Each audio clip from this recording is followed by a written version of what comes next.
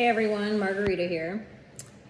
This is going to be a series on my severe carbon monoxide poisoning that initially went covered up and untreated 14 months from the time it became very extreme. And then it was about 3 years before we began treatment from the time this all started. So I'm going to start with where it all began.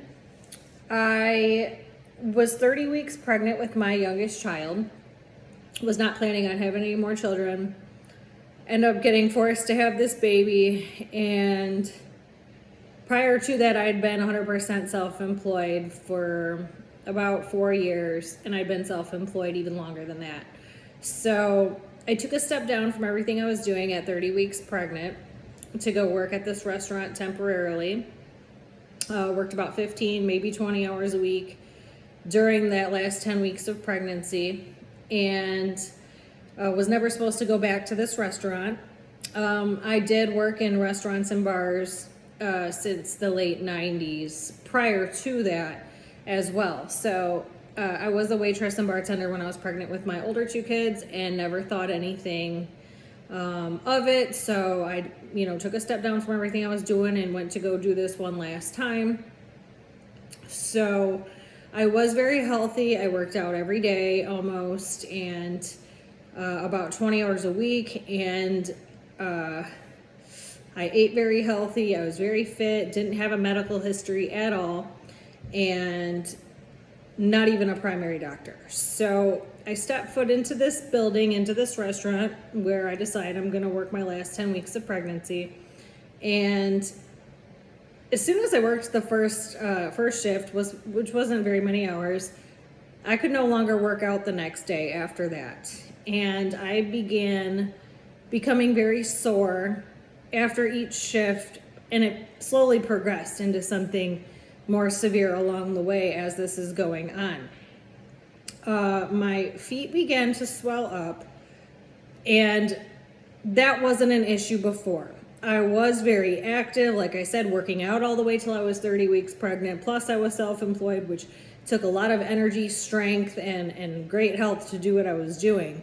So for this to be affecting me in the manner that it was seemed pretty odd. I didn't really think anything of it. There wasn't any giant red flags sticking out initially.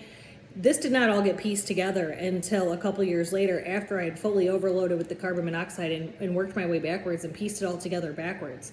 So nothing was, screaming like there's something terribly wrong. That was not happening in the beginning. Shortly after beginning working there, I did wake up with a massive headache in the front of my head that stayed continuous for that entire day. And this happened to me several times, and it would be delayed. It would be after I worked, so it'd be the next day. So this made it more confusing. I had no headache history whatsoever, no migraine history whatsoever, other than a few hangover headaches like a handful of times in my life ever. So this was something totally different. This was in the front part of my head, and it was very strong. I had not regularly taken prescriptions at that point in my life, and ended up having to get some Excedrin that I had to take, and it wasn't even doing anything. So that was going on, and then I did wake up 3 different times after working there with the hearing gone in one ear, and again, delayed. So nothing screaming a huge red flag that it's pointing to this place. But I did go several hours after waking up each of these times where I did not have hearing at all in one ear. I don't remember which ear it was.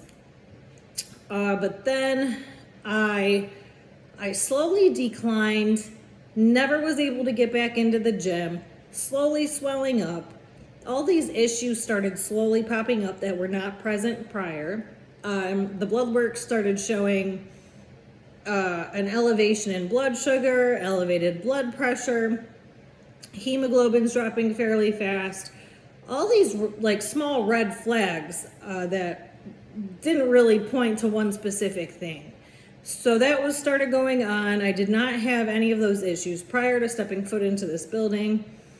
I kept going in there, and it was so minor and subtle that I obviously did not click. It did not click that it was this building. I did have a midwife and not a regular doctor.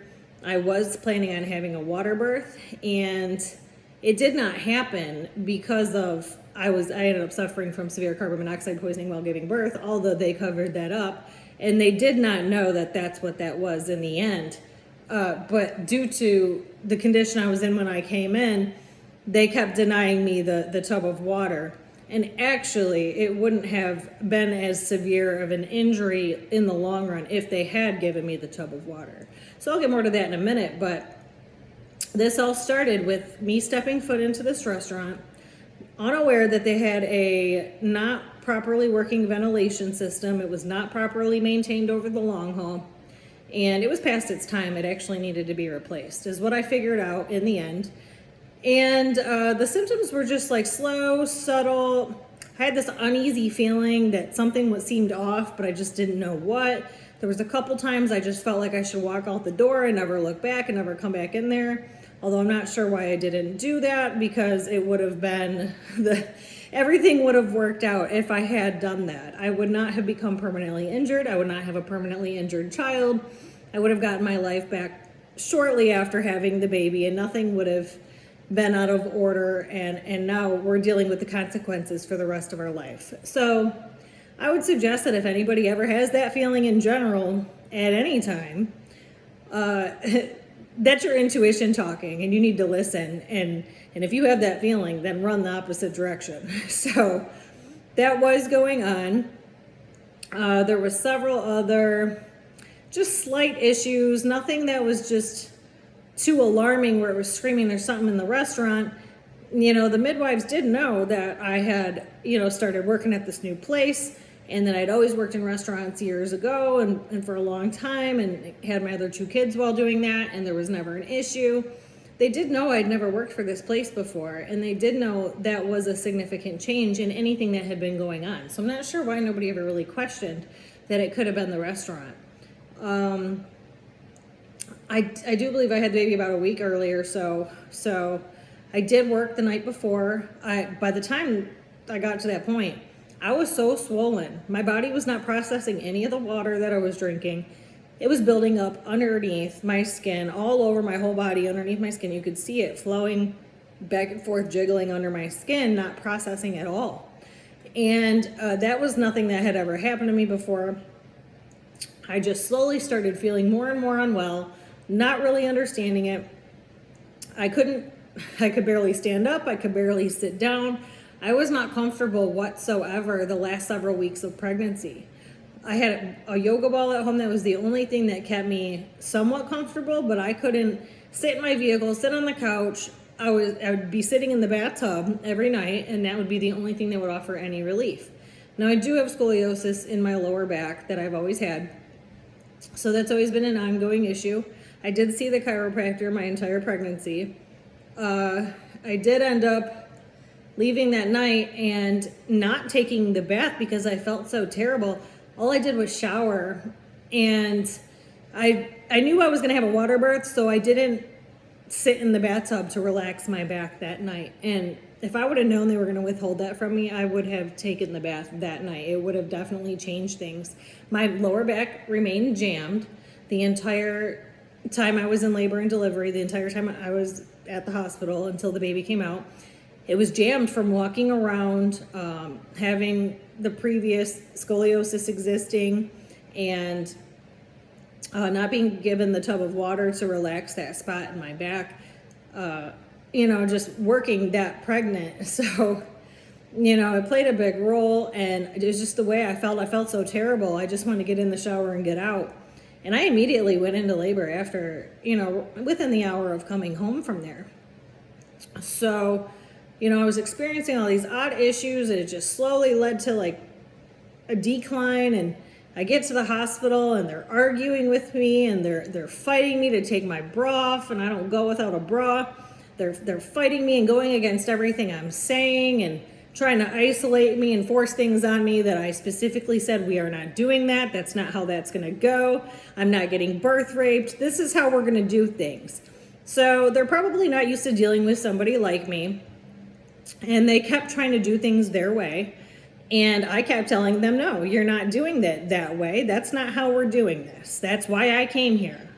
So a couple of times I did threaten to leave and go all the way back home. Mind you, I went all the way to Detroit, where I'm about a half hour away from where this hospital was. Went all the way to Detroit specifically to have this water birth. And my friend was supposed to be there during the labor and delivery. And it was so early in the morning when I ended up leaving for the hospital, I didn't want to bother her.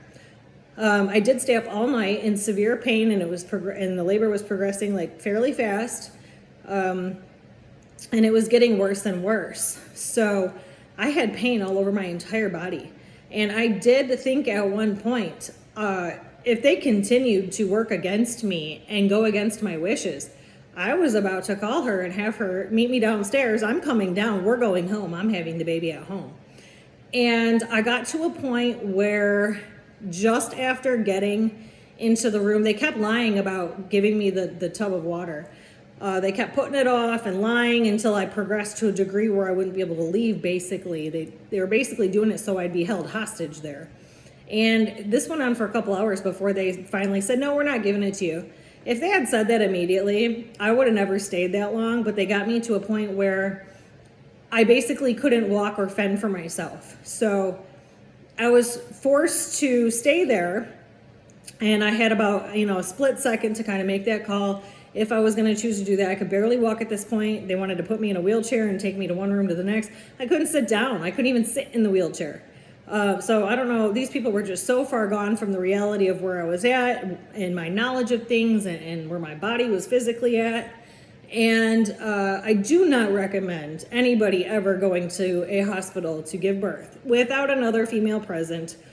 And I believe you need at least 2 people that you trust while doing that. I would not recommend a first-time mother or a mother who's done this many times. I would not recommend anybody go in there without a two-person backup, because a lot of the times the hospital staff are taught to do whatever it is they want and disregarding patients' rights, and the patient believes that they just have to go along with whatever the staff is telling them, and that is not how things work. So I would also recommend a birthing center over a hospital, or I would say even a home birth if you're comfortable with that. If your knowledge is to a certain degree and you understand how things work, I would personally recommend having the baby at home, which I did consider doing. Multiple reasons. I thought I was actually going to have the water birth. Otherwise, I probably would have never went to the hospital. And if I would have been in the current home that I'm in now, which I didn't buy until about a year later after this, I would have never even went to the hospital. So it depends on your level of knowledge and if you've had a baby before, and there's several factors involved, but I do not recommend a hospital for giving birth ever, unless you're forced into a C-section in advance, or you're doing that intentionally. You have to have a C-section and it's planned in advance, and you want to get the baby out at a certain time, then that's a little bit different. But I do not recommend hospitals for giving birth, period. So it turned into a disaster. It progressed very fast and very severe. And due to the carbon monoxide poisoning, I had such low hemoglobin. It was at 7.2 when I arrived at the hospital, although I did not know this at the time. They were hiding quite a few things from me. And it caused severe pain throughout my entire body. All my joints, all my muscles, mixed with the carbon monoxide, which was then loaded in my system. We're not getting enough oxygen. They knew we didn't have enough oxygen, even if they didn't know it was carbon monoxide poisoning.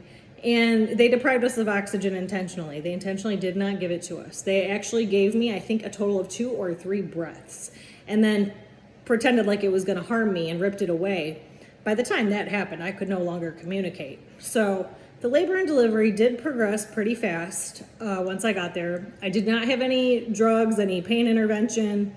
Once they told me I wasn't getting the tub of water, I then asked for a yoga ball, which took several requests to even get that, because I was not comfortable at all. I actually ended up on the floor, on my knees, and suffering in an extreme manner. I couldn't sit, couldn't stand, couldn't lay, that's why I needed the water. And then my ex was yelling at me to get off the dirty floor. So I will come back and finish the rest of the labor and delivery. I'll be back in a bit. Thanks.